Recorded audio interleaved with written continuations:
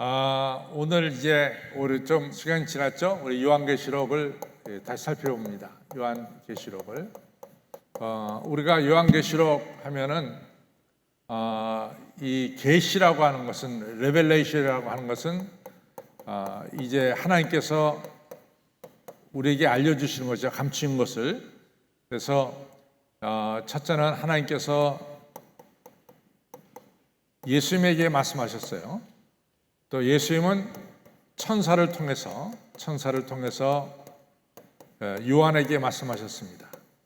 요한은 이러한 하나님께서 계시하신 것, 이러한 예수 그리스도에 관한 말씀을 기록해서 오늘 여러분과 저가 이처럼 읽을 수 있도록 요한계시록이라는 책을 만들게 되었죠. 그래서 요한계시록이라고 그러지만 사실은 예수님에 대한 책이니까 예수님 계시록이다. 이것이 더 정확하게 맞겠죠. 예수님을 보여주는 거니까.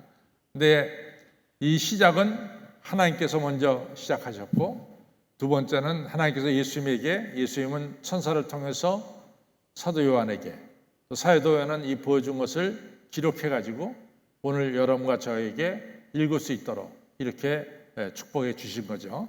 그래서 제가 생각하기에 서론을 갖다가 두 번 했어요. 서론 1, 서론 2. 그래서 두 번을 했고, 오늘은 이제 1장 9절로부터 20절까지 못 나가겠습니다. 1장 9절로부터 우리가 살펴보겠습니다. 첫째는 사도 요한이 94년부터 96년까지 반모섬으로 유배를 갔어요. 반모섬. 그래서 반모섬은 돌산으로 되어 있는 산인데 로마 황제들이 로마 제국 내에서 이같이 반역하는 자들, 이 정치적인로 반역하던가 또한 황제에게 반역하는 자들을 이 반모로 보내서, 반모에 뭐가 있냐면은 광산이 있었습니다. 그래서 광산 일을 시킨 것이 바로 시켰던 장소가 바로 반모섬이다. 이렇게 보면 되겠어요. 그래서 사도 요한 역시 이제 로마 황제 숭배 사상을 반대했기 때문에 결국은 반모에 유배 가서 94년부터 96년까지 지내게 되죠. 그동안에 사도 요한이 반모에 있을 때 하나님께로부터 계시를 받죠. 그 계시 받은 것을 갖다가 이제 에베소에 와서 자기가 받은 계시를 글로 옮깁니다. 글로 옮긴 것이 바로 오늘 여러분과 제가 가지고 있는 요한계시록이다. 이렇게 볼 수가 있겠습니다. 그래서 그게 어느 정도에 나오는지 봅시다. 여기 보면은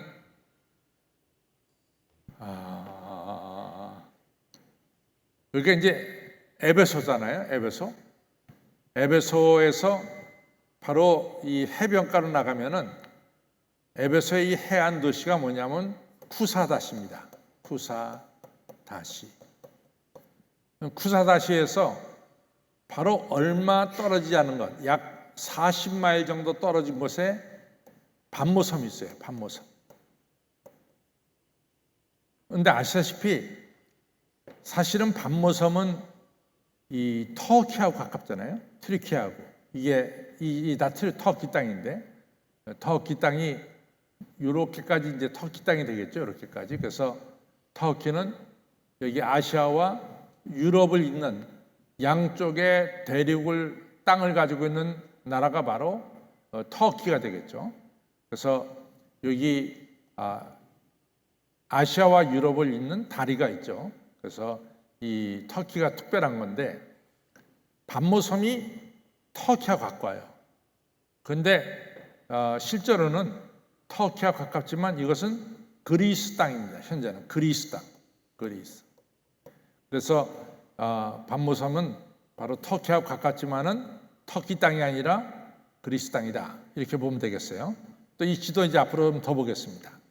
일단은 우리가 또 넘어가서 이제 좀 살펴보죠. 9절부터 좀 살펴보면은 요한계시록 우리가 1장 9절부터 살펴보면은 나 요한은 이제 요한에 대해서 설명이 9절, 10절, 11절에 나옵니다. 요한에 대한 자신의 설명이 나 요한은 그 당시 크리스천들에게 형제요 예수의 환난과 나라와 참음에 동참하는 자라 이렇게 말씀하고 있어요. 예수의 환난과 나라와 참음에 동참하는 자다.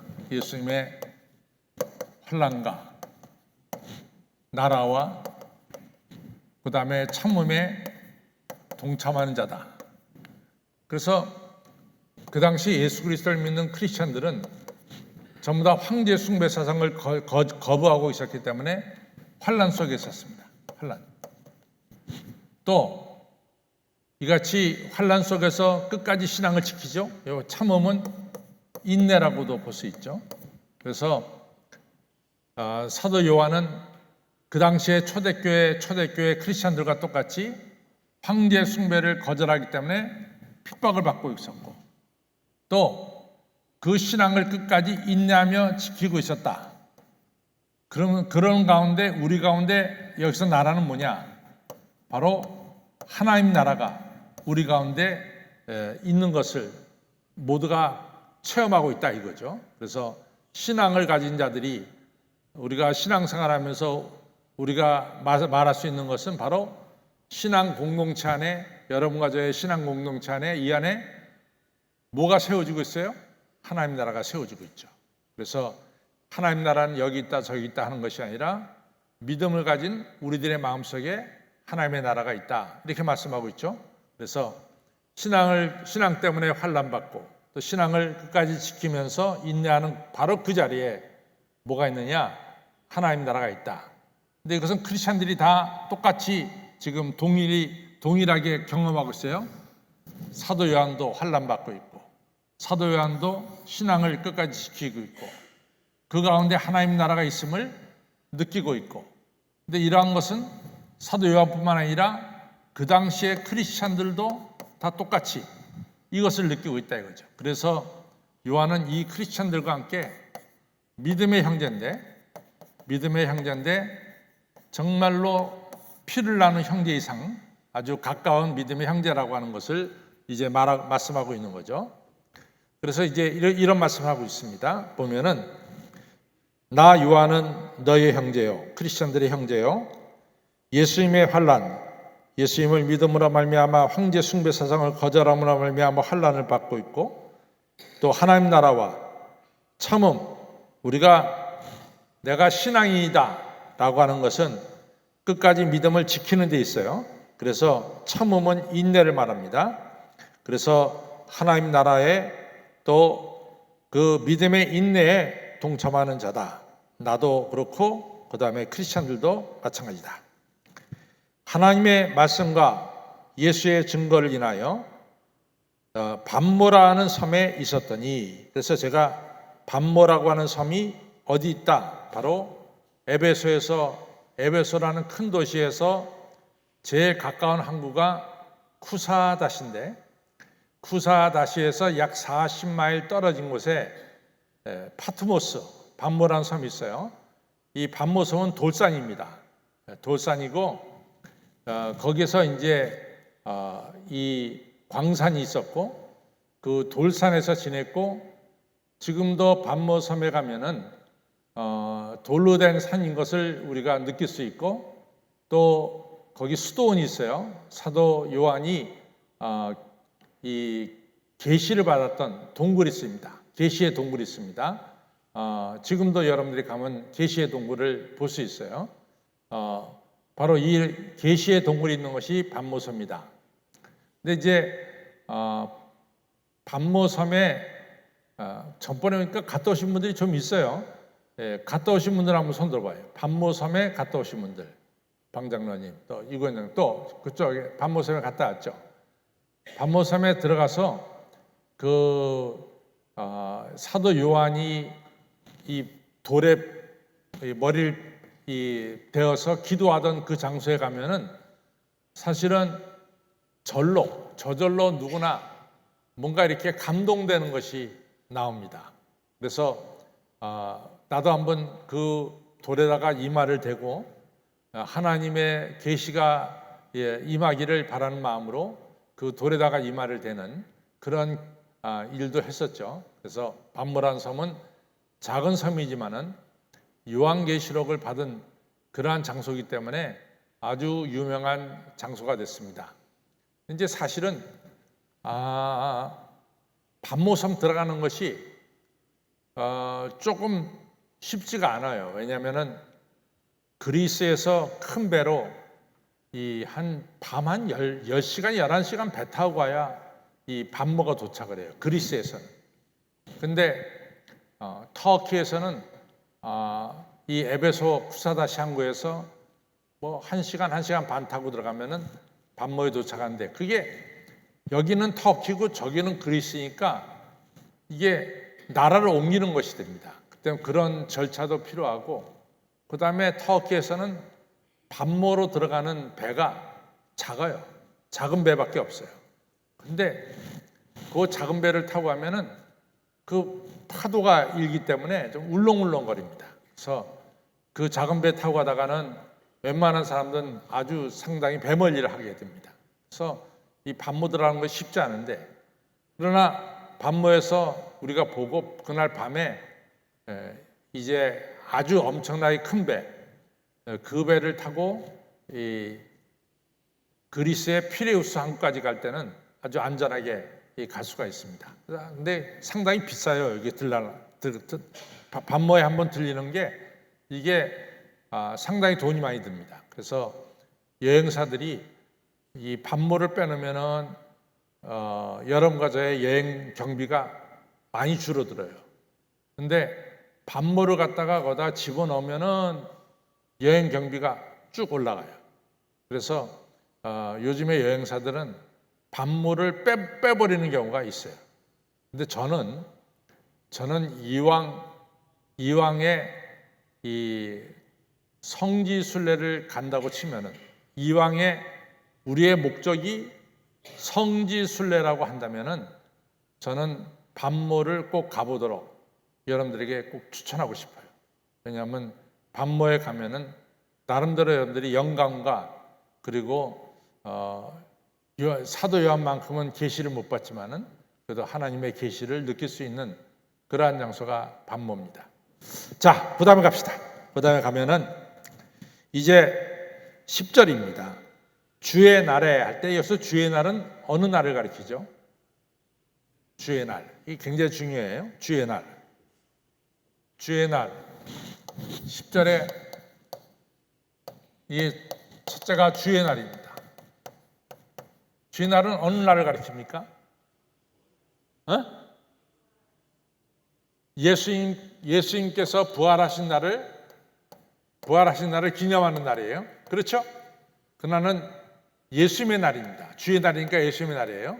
그러니까 예수님을 찬양하고 예수님께 예배드리고 또 예수님의 살과 피를 나누는 성만찬이 행해지는 날이 바로 주의 날이죠.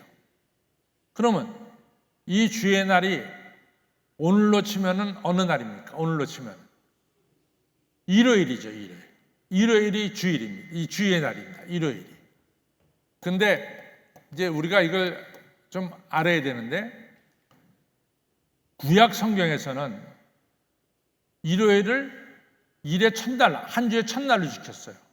그래서 오직 토요일만이 이것이 안식일이고 율법에서 이 토요일 안식일을 지키도록 했죠. 그래서 구약에서는 안식일, 토요일을 지켰습니다. 이거 아주 굉장히 중요한 거예요. 만약에 사도 바울이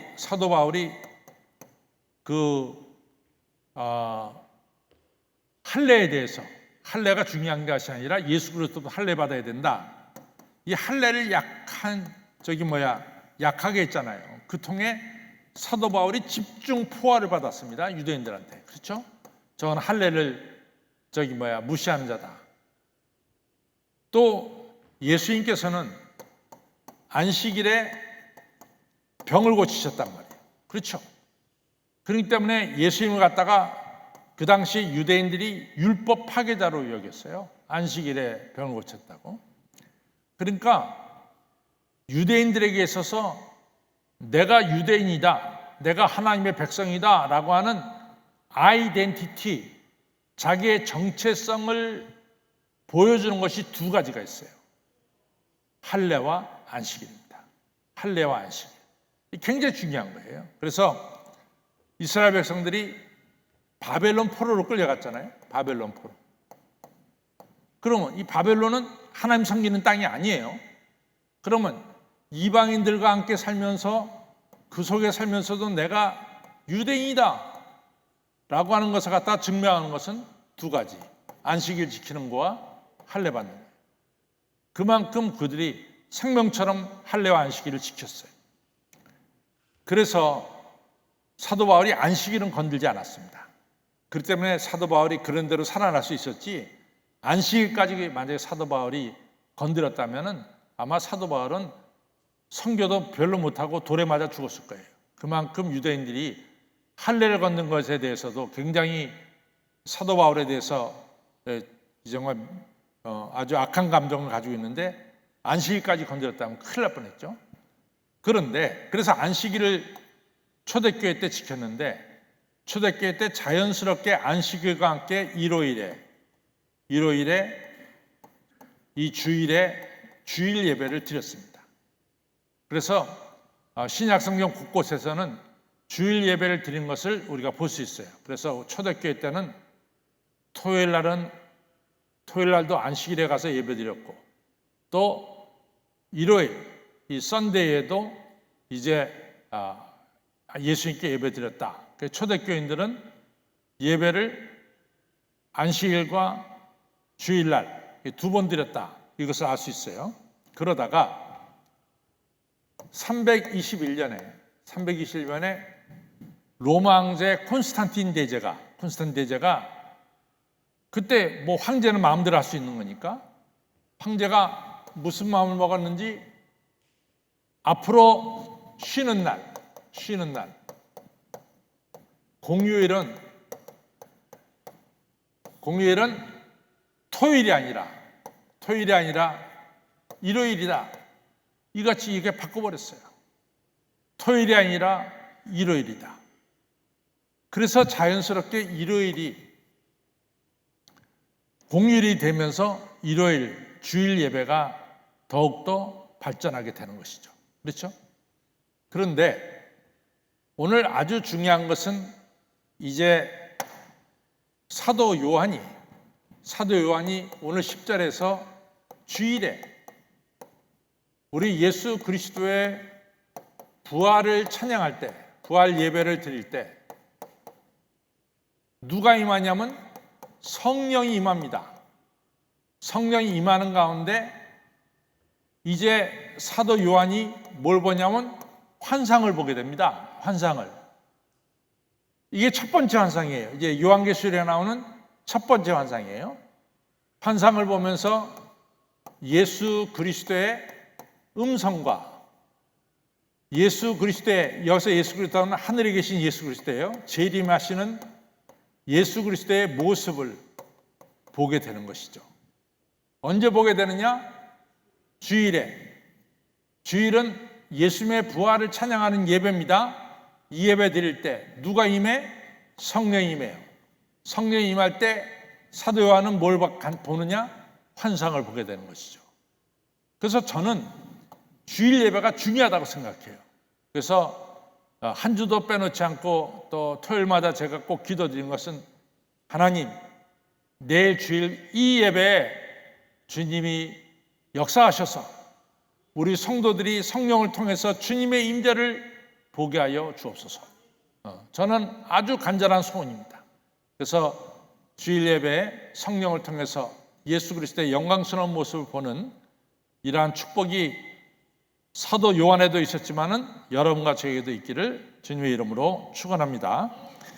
또 보겠습니다. 그 다음에 보면은 10절, 주의 날에 성령에 감동하여 내 뒤에서 나는 나팔 소리 같은 큰 음성을 들으니, 나팔 소리 하면은 나팔 소리는 우리가 이 항상 전쟁터에서 군인들에게 어떻게 행동하라고 하는 것을 갖다가 지시할 때 나팔 소리를 내는 것이죠.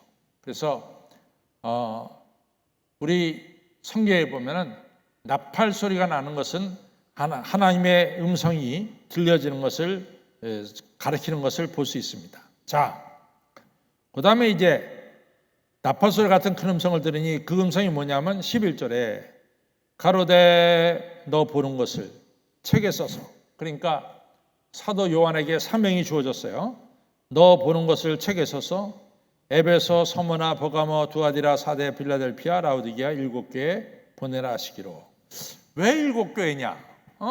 그 당시 7개밖에 없었냐? 아닙니다. 그 밖에 7개 외에도 교회가 많았어요. 근데 이제 여기가 지금 아시아죠. 여기가.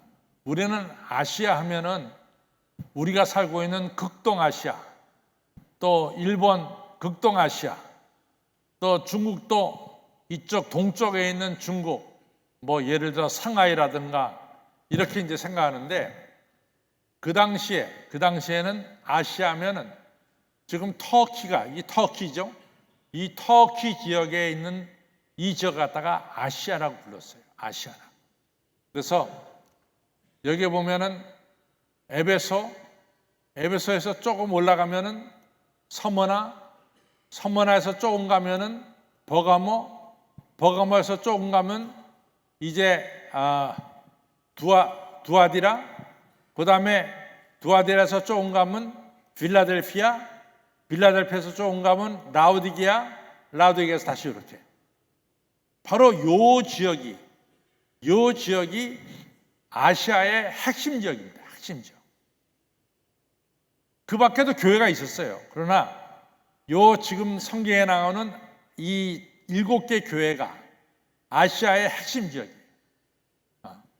그리고 이 7개 지역은 서로 소통할 수 있는 거리에 있었어요. 서로 소통할 수 있는 거리. 그러니까 사도 요한이 쓴 편지를 갖다가 요 7개에는 서로 돌려볼 수 있는, 회람해서 돌려볼 수 있는 그런 거리에 있었습니다. 그래서 이 요한계시록에 나오는 7교회는 그 당시 아시아에서 중심에 있었던 교회가 7교회다. 그 다음에 7교회는 사도 요한이 쓴 이 책, 요한계시록을 서로 돌려서 볼 수 있는 그런 거리에 있었다. 그렇게 여러분들이 생각하면 되겠습니다. 여러분들이 기회 되면은 이 소아시아 7교회를 한번 다니는 것도 굉장히 좋은 은혜 받는 기회다. 저는 이렇게 생각합니다. 그 다음에 12절로부터는 이제 16절까지 뭐가 나오냐면 12절로부터 16절까지는 예수님의 모습이 나와요. 예수님의 모습.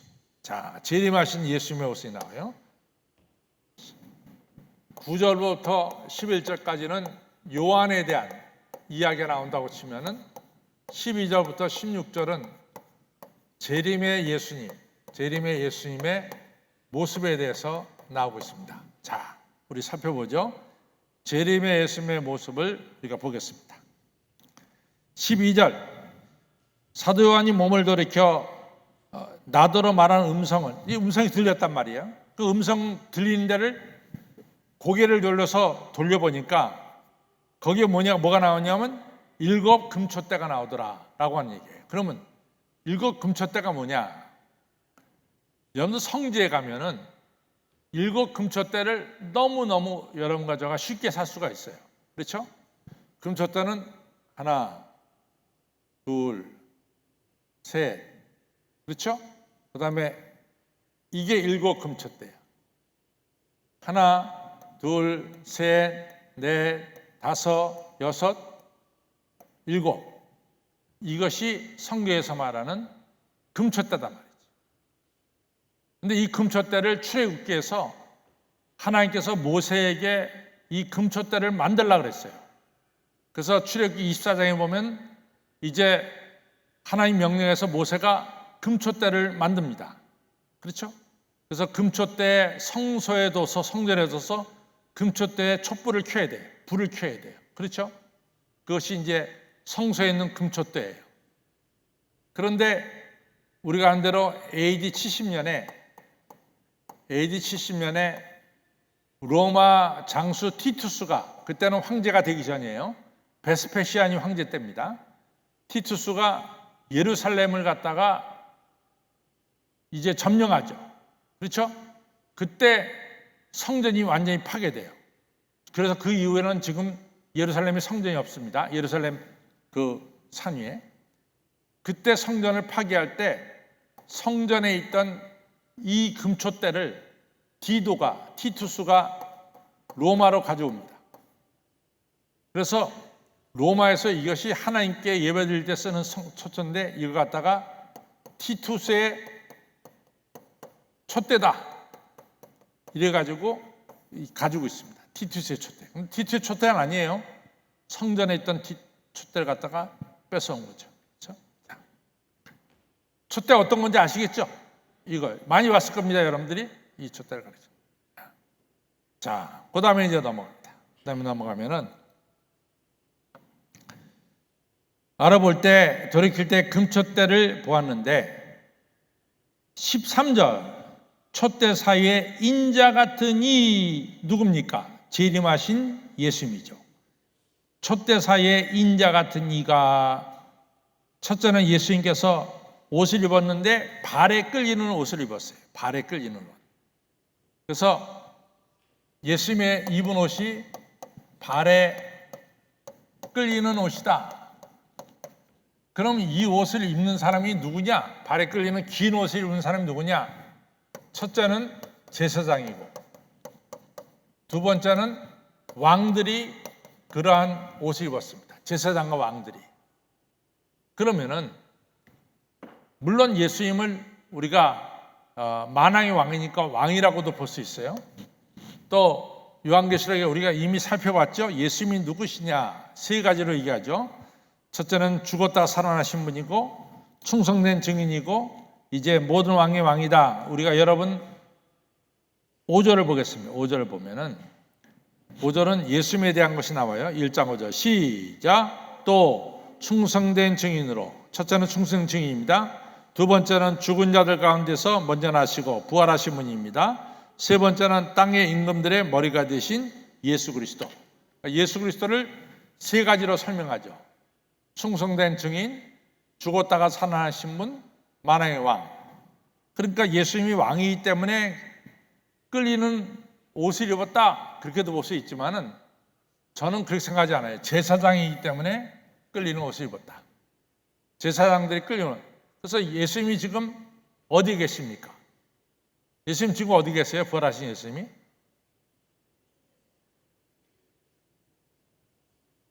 교회에 계시지 물론. 부활하신 예수님이 어디 계세요 지금? 성경에 뭐라고 말해요? 누가 로마서 8장 34절 한번 읽어보죠. 로마서 8장 34절. 로마서 8장 34절.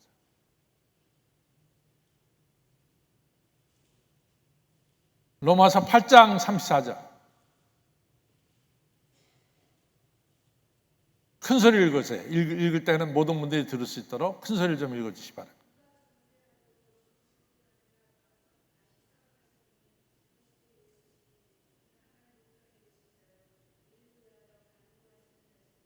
아멘. 예수님 지금 어디 계세요? 하나님 우편에 계시죠. 하나님 우편에서 뭐하고 계세요? 여러분과 저를 위해서 기도하고 계세요. 그건 누가 하는 일이에요? 제사장이 하는 일 아니에요.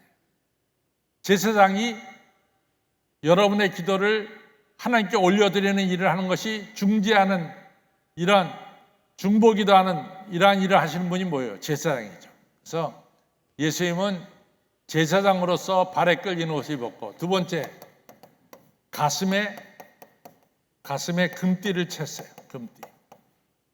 금띠를 챘다는 것은 하나님 예수님의 위엄과 그 다음에 예수님의 영광스러운 이 모습, 또 영원한 모습, 금이라고 하는 것은 영원이요. 그걸 나타냅니다. 그 다음에 이제 또 보겠습니다. 예수님의 모습이죠. 예수님의 모습이 첫째는 우리가 성경에 보니까 예수님 모습이 13절에 촛대 사이에 인자 같은 이가 발에 끌리는 옷을 입고 가슴에 금띠를 띠고, 이건 좀 특별해. 되게 옛날 제사장 옷에는 금방울을 이게 달질했어요. 금방울을.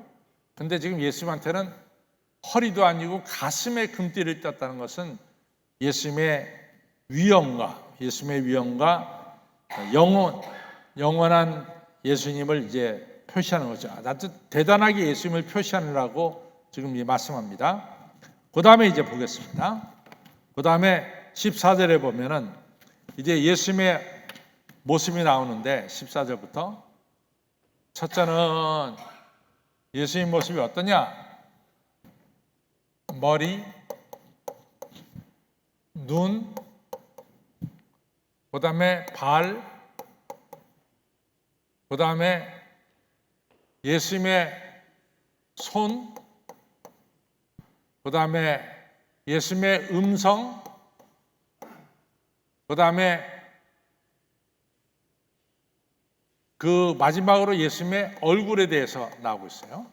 자, 여기 다 안 적혔는지도 모르지만은 여러분들이 지금 성경을 보면서 예수의 머리는 어떻다 그랬어요? 흰머리, 그렇죠? 백발. 머리가 희다는 것은 뭘 가리키다? 늙었다는 것을 가리키는 것을 의미하는 게 아니라 여기서는 순결과, 그 다음에 계속해서 요한계시록을 보면 이 희다는 것은 승리를 가리킵니다. 승리. 그 다음에 눈은 어떻다 그랬어요? 불꽃 같다 그랬어요. 불꽃. 그렇죠? 그래서 모든 것을 살핀다. 모든 것을 통찰한다. 또 살핀다 하는 것이죠. 그래서 그 다음에 예수님의 발은 뭐라 그랬어요? 빛난 주석과 같다. 빛난 주석. 그래서 십자가에 달리신 연약한 예수님의 발이 아니라 부활하신 예수님의 발은 모든 세상을 다스리시고 이같이 또한 모든 세상을 다스리시는 아주 강력한 발, 그것을 의미하죠. 또 예수님의 손이 나오지 않나요, 거기? 예수님의 오른손이 나오죠, 오른손. 그렇죠? 오른손에 뭐가 들었나? 7별을 가지고 있죠. 7별은 7교회를 섬기는 사자들 가리켜요. 그래서 우리 예수님은 지상에는 모든 교회를 다스리는 신분이다 하는 것을 이제 말씀하고 있죠. 7별을 가지고 있죠. 예수님의 음성은 어떻다 그랬어요? 맑은 물소리와 같다 그랬죠. 그래서 모든 사람이 예수님의 음성을 들을 수 있다 그랬어요. 얼굴은 뭐요? 해와 같이 빛난다.